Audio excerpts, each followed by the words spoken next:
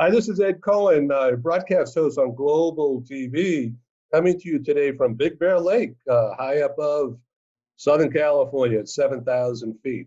A very special guest today is Ali Shami, coming to us from a suburb of Seattle. And he's going to tell us where and about his new company, FTD. But you know what? The topic today is really interesting, and I wanted to quickly introduce it from my view, and Ali will go deeper. So it's all about clean and safe and trustworthy. People are being asked to consider coming back into the office. Is it clean?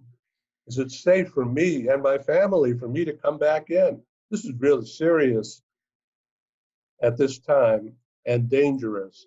So companies are struggling how to do this. What are the protocols? Let's welcome Ali Shami. Thank you for being there. Thank you, Ed. It's great to be here. I really admire your energy, and you're always just, I've been watching you doing that for years, and I want you to zap me and give me some of that energy. All right, stand by. Thank you. It's great to be here. And yeah, I'm in a little town called Mukilteo. It's north of Seattle, downtown Seattle. It's on a beautiful day. Believe it or not, it's sunny in Seattle. Nice, gorgeous, and we're enjoying the day. And I'm working as Ed mentioned, as you mentioned, that it's FTD Global is the company that I started right after I took my early retirement from the Boeing company. And the company is a global engineering consulting company. It's called FTD Global. FTD stands for Feel, Think, Do.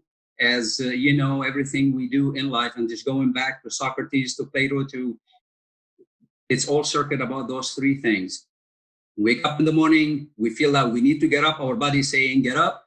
We think, oh, okay, I'm sleeping on my left side, I need to turn. So we start thinking, and then we move, and then we keep on doing, bouncing with those three activities: think, feel, do. Sometimes we do, we think, we feel, and vice versa.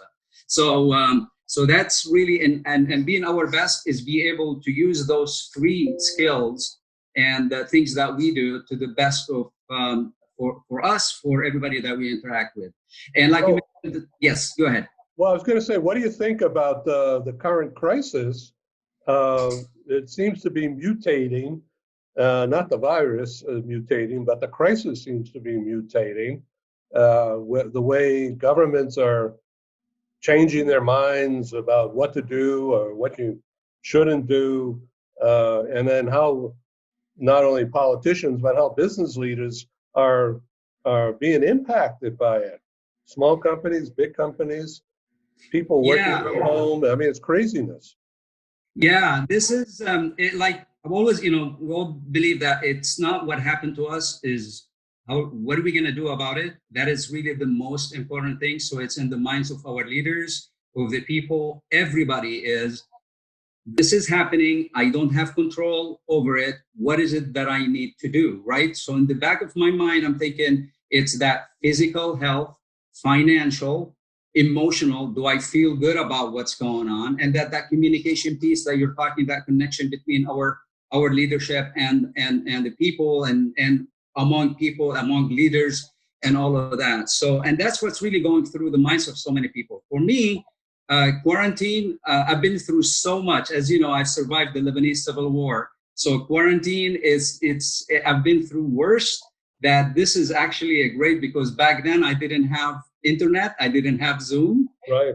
Didn't have Netflix, we didn't have food that gets delivered to the front door. So it's all relative, right? But it doesn't make this crisis any easier. And so myself and leaders of companies are thinking, it's this first thing that comes to mind is our health, physical health, right? We got finances. Am I gonna still have enough money that I'll be able sitting at home if I have a job or I don't have a job, right? Going crazy. I keep on going back and forth. I'm not being able to go to restaurants. So that emotional and mental health is really important. So all of these are in the minds of our leaders and leaders of organizations. So what is it that really gonna get us out of this. And it's not what happened to us, it's what are we gonna do about it? And be able to see through things and stay in control of our feelings, our thinking. So it's definitely requires us to be more resilient as leaders. And the leaders are the dealers of hope, right? And so it's so important. You as a leader, you have an organization. I learned it from the first day that I was promoted to be a first line manager, walking down the aisle. If I'm in a great mood, everybody is in a great mood. If I'm in a neutral mood, everybody is. And it's really interesting. I'm like, how come everybody is in neutral? How come everybody is not just happy? Well, come to find out, I'm not happy, and I'm reflecting, and I'm seeing the reflection of how I'm doing on the faces of the employees. So it's really important to have that. And the aspect of trust, which is the topic that we were going to be talking about, but I think we don't have any other choice other than continue to focus on the right things, on the positive things, because whatever we look for, we find. And it's not a time to feel like it's the end of the world. It's just not gonna get us out of it. And if you look at the history of the humanity, we've been through so much, and every generation felt when they had something similar to a crisis like that, felt the same way. And if they've survived, I just don't see us failing, you know. So keeping the positive attitude. Yeah, thinking about your friends and colleagues at Boeing, because you were selling airplanes, you were in the commercial side. Um, so much has changed. It's crazy. Are you in touch with some of these people? Well, you're right. At one point, I had in my career, I worked in the sales and marketing, but I've worked in various organizations, from operations to engineering to working with airline customers. Yes, I mean, you know, you work for a company for that many years, you're out of the company, but your heart is there. And I'm very, very confident of how things are going. And again, it's how you look at things. You could look at a situation, a challenge, you can turn it into an opportunity and you grow. And for example, take into consideration like the trust, building trust in organizations. Yes. You know, you can't build trust without problems. You can't build trust without conflict. You know, it's kind of like you can't build good sailors in calm seas. You have to have that. And without being tested, you're not going to lift that level of trust and confidence on the team and among leaders. So a lot has to do with communications or just being human rather than be uptight, worried Right. about how people think of what I'm looking like or saying. Right. Is talking it through. Right, exactly. It's that self-talk is way more important right now. I mean, all along it's been important, but in the times of crisis, it's even more important to stay positive. So to trust in the world, trust in folks that you interact with. You trust that the store that will deliver the food, that it's safe. It's trusting without taking risk is not trust. You know. So you see, like for example, we trust people when we feel that we're safe to have candid conversations with, right? We trust folks that when they know that they care and will do everything that they can do to help. We know that they're going to bend backwards to help. They are leaders that we work with are genuine, good-hearted people and a professional. You know, I don't really need to build a really good relationship with the pilot of an airplane, but because they are professional and they have integrity, right, I'm going to trust them. So there are different levels of trust. And the reason, I mean, if you look at, I was just thinking about that yesterday, about what has really changed, why trust is more important now than it is before. Pre-COVID, you look at closed cultures and you will see people are afraid to express their opinions. They're afraid of challenging authorities. Maybe there's some backstabbers, secrets, rumors, reluctant to provide feedback, and it's just more controlling information. and look after me, not we. Bureaucracy, political lack of respect. I mean, all of those are just signs of a closed organization. But if you look at an open organization, it's a place where people feel safe to have candid conversations. They'll speak, of course, with diplomacy in a nice way. They're not going to go and start yelling and doing this and expect everybody to trust them. That's not the case, but feel safe in having those dangerous conversations. The communication piece, which is really big, transparency. Leaders are motivational. So right now, leaders for companies, whether it's a small company or nations, they have got to be they have to be motivational, they have to be caring agents. And it's okay to reward bearers of bad news. It's that those are characteristics of open cultures or open a lot has to do with the organization. how. Right. A lot has to do with how it's communicated, right? I mean, Right. if Right. So I was looking at what are the things that really have changed. Right now is really there are 4 areas or 5 areas that I feel leaders need to do to succeed. And some leaders are looking about what's happening as the worst thing that could happen. And I'm telling you, there are leaders out there, they're thinking this is one of the greatest opportunities for us to shine, to do things. It's an opportunity to show the rest of the world who we really are. So the first thing is that someone are thinking about, stability. I just want to survive. Forget about this growing. Forget about innovation. Forget about I'm going to let people go, employees leave, and it's a survival. I'll cross that bridge after everything is over. I'm going to build the company all over again. This is the initial reaction of leaders: is how to stay alive. But leaders need to think about what's after this. Do I suffer now a little bit more than I should, and then get the benefit of making the company shine in the future, or I'll just survive right now and then die after everything is when everybody is back to normal. I've already exhausted everything. So stability, innovation, and growth, that's on everybody's mind. But there are 4 things that leaders need to focus on when they're working with members in their organizations. Their physical health.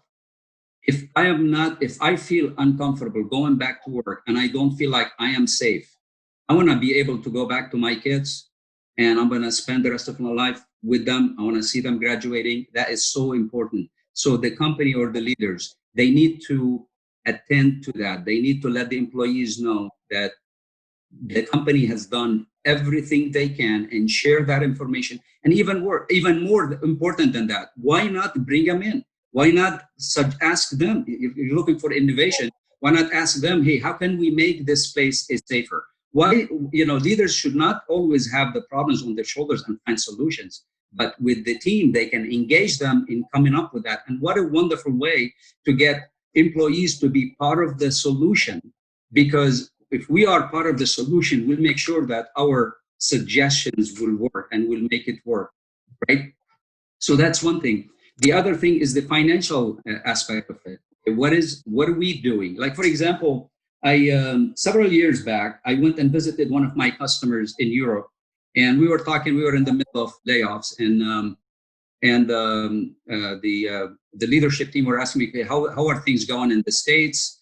And I said, well, I explained that we have layoffs, and I said, we probably have the same thing because it's just a global effect. It's not just limited to the U.S. And they said, well, we have what we call a solidaridad, where we take people will work for 2 weeks a year, or every 6 months they work for 2 weeks and they get paid. This way we can save the rest of the employees. What a wonderful way of having a culture of a collectivistic approach, of having everybody working together to save employees that you're working with, right? And so crises could really turn into an opportunity. And those companies that are good at having induced crises when things were going well, and if they are they have induced a crisis to get the muscles, mental, emotional muscles going for the employees, for the organization. So when they hit something like this serious, they don't have to go and train those muscles. They've done it before, and they have that. So trust is not just right now, just because we are in the middle of something huge that we need to build trust. It should always be, but it's never too late. Let me ask you about multicultural, multi-ages in the workplace and communicating, especially in a work from home situation. That's really off the charts, isn't it? Yeah. I'm so glad you mentioned that, because it's really interesting. I mean, within a culture, it can be challenging, because when we have a diverse organization, right? We believe in diversity of thought. You can have somebody grow up in the same family and they think differently, right? So you have that diversity of thought. Add to that, you have diversity of ethnic background, experiences, all of that. You mix it all together, and all of a sudden, all those differences are amplified. So if culturally I'm come from a collectivistic society where the team is more important than the individual, and I'm working with someone who believes the individual is more important than the group, than the team, and in the case of crises, this gets amplified. Now the collectivistic person, who's coming from a collectivistic society, will be looking for the team to help him out. I'm going to look for family, for relatives, for everybody to help me out. We need to get together. While the individual person might be like, oh my goodness, I really need to look after myself. I want to make sure I go to the store and get everything and load up, and pile up my house with stuff. So those dimensions of cultures get amplified. So let me ask you to back up a little bit, make sure that our audience is with us on this idea of collectivism, quote unquote, from that approach, which means taking care of your coworker, right? Right. Okay, so you used the thing about 2 weeks, work 2 weeks or get paid for a period, and then can you review that again? I want to make sure it's clear to me. So when you have a team of 10 people, right, where the leadership feel that they're going to reduce it down to 8 people, 2 will be walking outside the door. But you have the rest of the 8 people take some of the sacrifice and say, you know what, I'm willing to take 10% of my salary or 20%. Good point. Right. And so for me to save the 2 folks instead of being out of the door, right? What a wonderful way to build trust and have that look after each other, right? That whole team spirit. Right. Yeah. And so that if it does anything, it'll be this is where the moment of truth, I can work with someone for 20 years and we don't have any crisis where I can test how trustworthy they are and how much they're willing to help me. 20 years go by and still will be like, I don't know if I trust her. It was great to work with her or work with him, but that's nice. But it's only the tough moments. That's where we end up having, and really great companies, they know how to build trust and turn customers from satisfied customers into loyal customers. What a wonderful way to work with an airline, for example, or customers. And then when they have a problem, all of a sudden you jump and you go there and you stay with them. We have teams that are working 20 hours, 21 hours a day, working to get an airplane off the ground, right? What a wonderful way to build that trust. And I remember one of my mentors, he told me once that you don't sell your products when the customers have money. You never do. If you're relying only, you look for customers who have money and you sell them, you don't do that. The best way to do it is work with them when they don't have money. And how they treat you is so critical, because once they have their money, guess what? They're not going to forget about you. Right? it, it's that loyalty. It makes a big, especially right now when there's a competition. So as I love John C. Maxwell, one email he said, just this applies to people, but applies to in organizations. It applies to say people don't care what you know until you know that you care. How many times we're in meetings and we're talking and we're trying I like that. I think you should slow down and say that again. okay. Yeah, that slogan, that is that's worth repeating. Yeah. So John C. Maxwell always says, people don't care what you know until they know that you care. Yeah.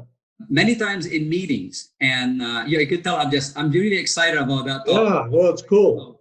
You know, so I can go and be in meetings and interact with people, right? Interact with family, with colleagues, and if all my goal is to prove how much I know, somebody's got to know more than I do. There has to be. Maybe not just one, two, but maybe everybody in the room knows more. And I'm the only one that think I know more than everybody else. But the caring piece is so important, right? So that's one thing. The other thing about leaders in companies right now, it is so important to really care. And another quote of Maxwell, he says, you can love your people without leading them, but you can't lead them without loving them. And right now is the best opportunity to really care about your team, about your employees, and have that clear communication with them.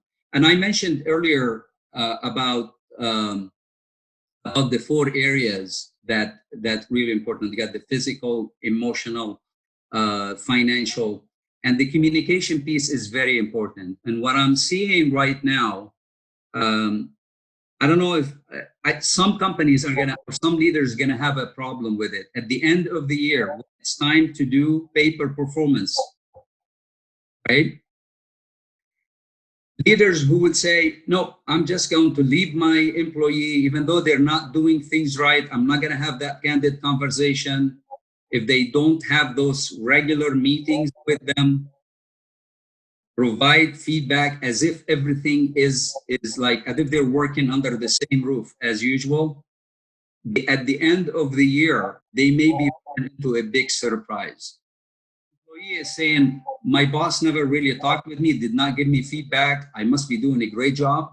And at the end of the year, you get hit by, I'm not really sure. So it's really important to have that communication piece is so important. And it is amplified now because we're all relying on the electronics. We're relying on Zoom, on emails. That gets amplified. The issue gets amplified. So for that reason, it's really important to have more regular meetings. Focus on the result, not on the activity. Right? As a leader, I should not be having a meeting with my employees and I want them to write me a report to what they are working on. That's not important. What's really important is this project needs to be done, and by Friday, can you, you're gonna be able to do it Friday? Yes, I can do it Thursday. Okay, awesome. So looking for results, and that takes care of everything. That builds trust. Leave them, let them do their work. Don't micromanage. And so there's a lot of opportunities, I feel, but then again, because of the culture, those are totally amplified, whether it's collectivistic, whether it's. Now I wanted to ask you if I can jump in here for a minute and shift this attention and this train of thinking to, like, you and me looking at each other here. We talk on the phone a lot and do many more emails. And the last time I was with you personally, I think was at the Nordstrom's luncheon that we did. It was over a year and a half ago now. Yeah, and your son was there shooting video, which was very nice. And yeah. By the way, how is your son? Is he doing okay in school? Is he in school? He's in college, and sometimes I'm just so proud of him. I'm so proud of Anthony. I mean, he's like a year ago. Well, right after I retired, I was having dinner with a friend, and then the phone rings. Excuse me. It was Anthony, and he says, "Dad, I want to talk with you about retirement." And I thought he has questions about me. Okay, why? How did you arrive to or just something about my retirement? And I said, "Okay, Dad, I'm in the middle of the dinner. Why don't we talk when we get home?" He said, "Okay, Grace." We come home. He said, "Okay, Dad, me to retire at this age," and I'm like, "Whoa, you're talking about retirement? You haven't graduated from school yet." So I'm, like every father is very, very proud of, Yeah. my son. He mixes, school and work. During the summer, he didn't have just one job. He didn't have two. He had three jobs. So he's really looking for what is it that I need to do right now. I need to pay now, but still enjoy life, right? Need to pay now and play later rather than the other way around. Yesterday we were talking about that, and that the most important age is yet from 20 till 40. Those determine the success in your life. You work very hard from 20 to 40. The rest of it, you can decide you want to continue to work. That's fine. Work for somebody, that's fine. But if you want to go and fulfill your vision, right, then you need to work very hard the first 2 decades, right after you graduate. And so yeah, thank you for asking about him. It was what a great opportunity. He learned so much from you and from the, just the interaction with everybody. We had folks from Microsoft, we had folks from various leaders from Boeing, from other organizations also. Yeah, Tim Mulligan from Vulcan. Yeah, from Vulcan. Bill Gates, yeah, supporting, with Bill Gates. Yeah, fascinating. So I'm still in touch with these people. And look, so much has changed. My gosh, it's amazing how much has changed in that year and a half. Yeah. So, so Seattle is weird. So many strange things going on right now. So the Boeing stock is skyrocketing. It's like that rocket that went up. I mean, it's like, wow. And and everybody thought it was in the toilet. Yeah. What's that about? So I'm not a financial analyst. I can tell you one thing, that there's so many things, even financial advisors, people that grew up, they were born next to the Wall Street. They're scratching their head thinking, what's going on? I know one thing, in the end, is you have a company that that proved for over 100 years of history, that went through ups and downs and still made a huge difference in the world. You can't help but feel like, what, this is any challenges, it will be taken as an opportunity and for things to be better. So I have a great I believe in the people, and I can see that being taking that any lesson, any things that happens into a lesson learned and make things better. Again, it's not calm seas that make great sailors. That's really smart. Okay, I like that. Okay, so now the philosophical approach that you're taking now Mm-hmm. is important at the very senior level, but in the more practical workaday level, um, how do you translate that into being more productive working from home? Yeah. So personally, from day one, and you remember, was it several years, 6, 7 years ago? I think we had a conference. You had a conference in San Francisco, and and I presented there, and I gave the philosophy of the fist of the 5 areas that are really important, that I felt they were important, and those, my conclusion, they were based on so many discussions with employees, with people in classes, workshops. What is really the most important thing in life? And we start putting those post-it notes all over the world or all over the wall, right?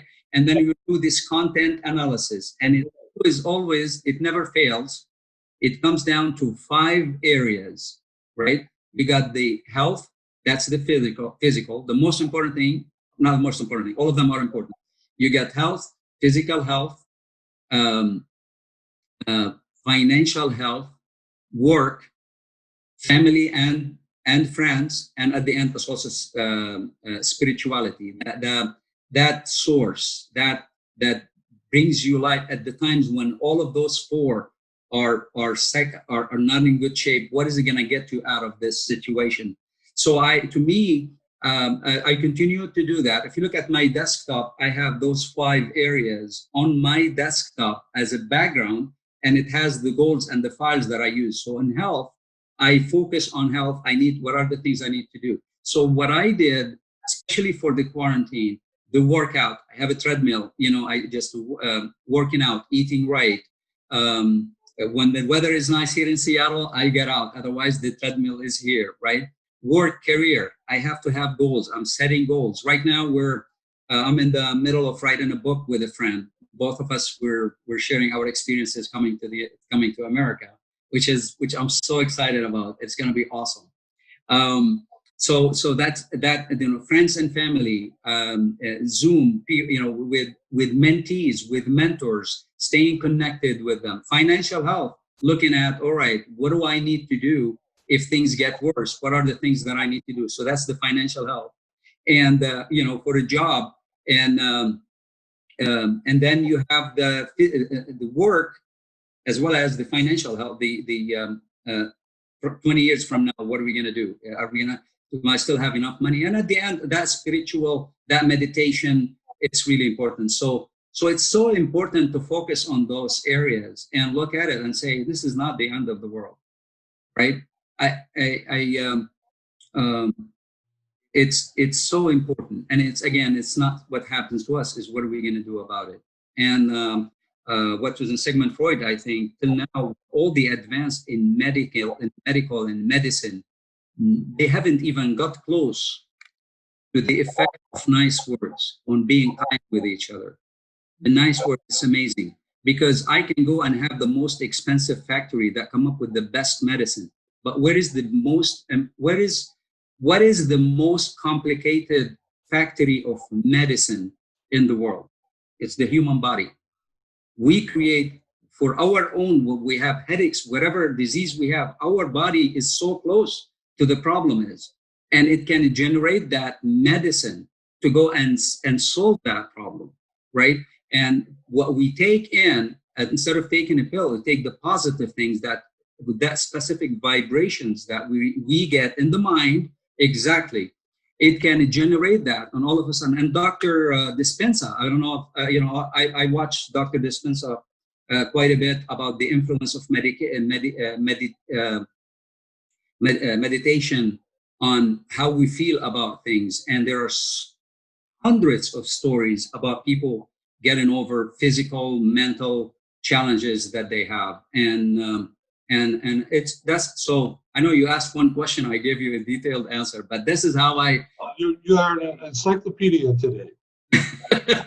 But that's how personally this. Do I have really terrible days? Yes. Whatever. It's remembering those hopes that get you out of that hole is really important. Yeah. So as we come to a close here, you and I could talk about this a very long time and enjoy it. But the audience is probably waiting for a glass of wine. But so maybe we should have a happy hour discussion here. Yeah. So, my friend, I wish you well in your new life. 2 new lives now, right? Personal and business. And we're going to get together again someday soon, I hope. Yes, we will. I'm looking forward to it. And again, Ed, I've really, we've known each other for, I don't know, 15 years now.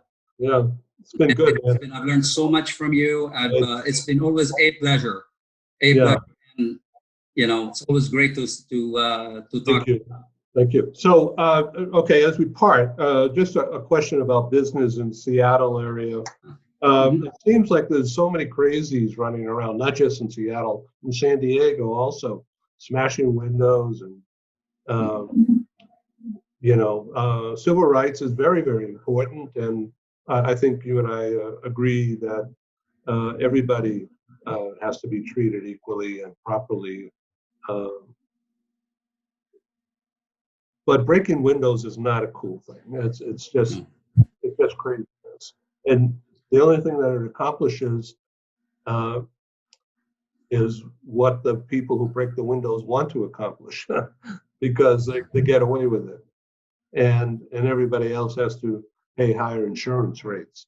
But in the short term, windows are boarded up and just it's depressing to go down streets. So keep it in mind, FTD. Yes. All right. Let's have some parting words of philosophical wisdom from Sure. your perch there in Mucalito. Am I pronouncing that right? Mucalito? No. So, yeah, close enough. Close enough.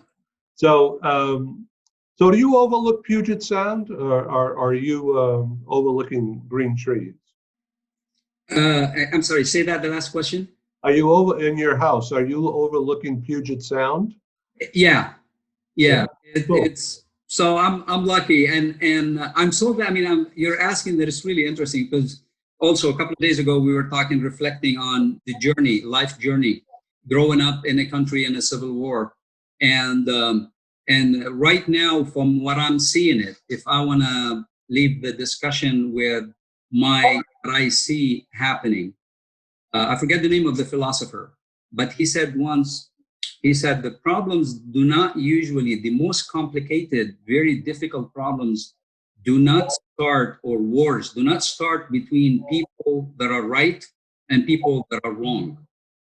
It's between people both that are right. Everyone feels that they are more right than the other.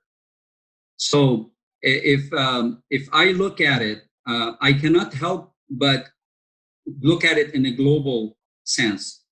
Yes, we have challenges. Uh, Probably in another country, probably would have seen way worse than what we're seeing right now.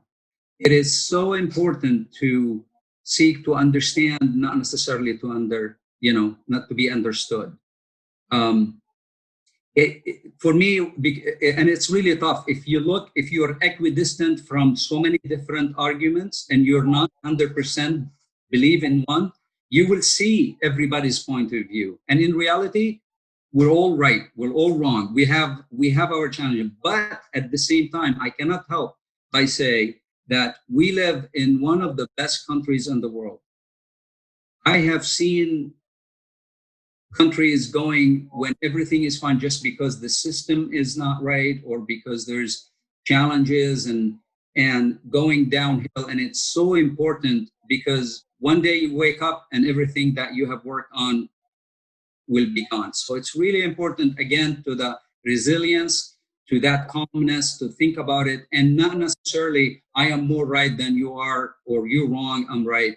um, so as you see, I mean, I see it, I really see it on both sides. I see the frustration, but I believe that we have a great opportunity to make things better. And if you look at for hundreds of years how things got better, what got us now where we are right now, it can get us to a better position, better place. Well, I agree with you that we have to keep in mind that everyone has to win something, not winner take all.